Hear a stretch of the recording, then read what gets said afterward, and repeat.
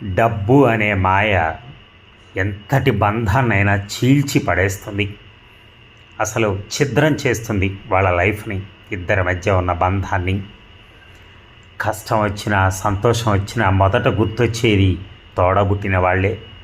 ఆస్తి డబ్బు కోసం బంధాలని దూరం చేసుకోవద్దు. ఎందుకంటే మన చుట్టూ ఎంతమంది ఉన్నా మన వాళ్ళు లేని లోటు తీర్చలేరు.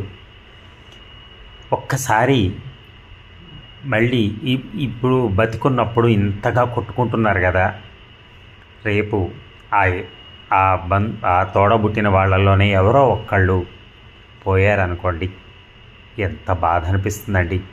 జీవితంలో ఇద్దరం ఉన్నా మాట్లాడుకోలేకపోయాం.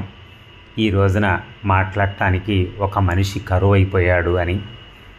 మనిషి బ్రతికున్నప్పుడే ఆనందంగా బతుకుదాం.